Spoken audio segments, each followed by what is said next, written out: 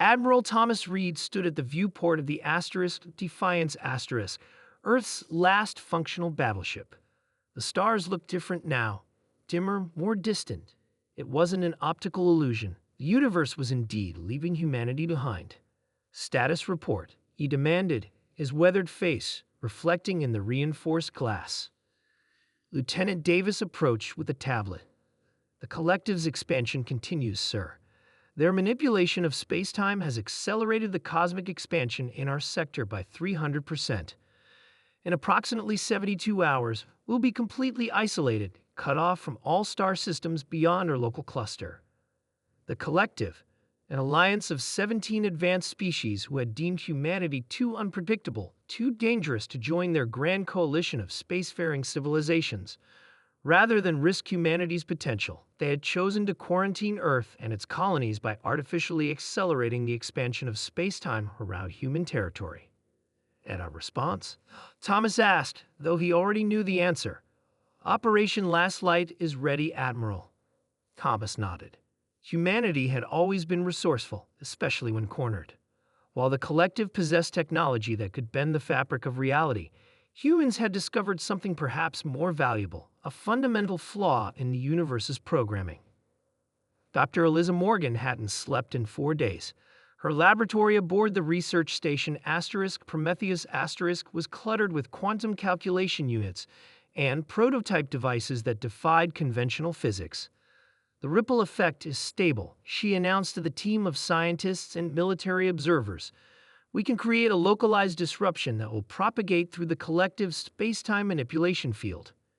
General William Foster, the military liaison, leaned forward. In plain English, Doctor, Eliza smiled thinly. They're trying to trap us in a pocket universe by accelerating cosmic expansion around us. We're going to punch a hole through it. At what cost? Asked one of the younger scientists. Eliza's expression hardened. The calculations suggest our method will create a cascading failure in their field generators. When those fail, the energy release will be substantial. Substantial enough to disable their technology, General Foster pressed. Substantial enough to destroy every collective outpost within 3 light years of the field boundary, Eliza replied quietly. Millions of their people will die. Silence fell across the laboratory. They gave us no choice, Foster finally said. They're condemning our entire species to slow extinction. Eliza nodded, though the weight of what they were about to do pressed heavily on her shoulders.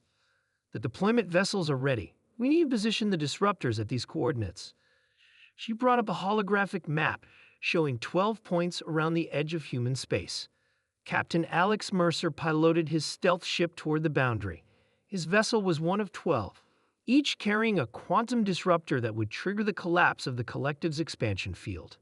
Approaching deployment coordinates, his AI navigator announced, Collective patrol detected at bearing 047, range 300,000 kilometers. Alex's hands tightened on the controls. Can we avoid detection? Negative. Our signature will be visible once we activate the disruptor. He took a deep breath. Then we'll just have to be quick about it. The disruptor, a device no larger than a football, was the culmination of humanity's desperate research. It contained technology that, under normal circumstances, would have revolutionized human civilization. Instead, it would be used as a weapon. Alex's ship slipped through the increasingly distorted space at the boundary. Reality itself seemed to bend and twist around them, stars smearing into streaks of light. Deployment zone reached. Alex activated the final sequence and launched the disruptor. As it cleared his ship, he detected the collective patrol changing course, now moving rapidly toward his position. They've spotted us, the AI confirmed. Initiating emergency jump, Alex replied, activating the experimental drive that might, if they were lucky, get them back to human space before the disruptor activated. Across the boundary of human space, 12 disruptors activated simultaneously. The effect was immediate and catastrophic. The collective's expansion field faltered, then collapsed in a spectacular cascade of energy. The space-time manipulation that was meant to isolate humanity instead imploded, creating massive gravitational distortions that tore through collective territory. Admiral Thomas watched the sensor feeds from the Defiance as reports flooded in.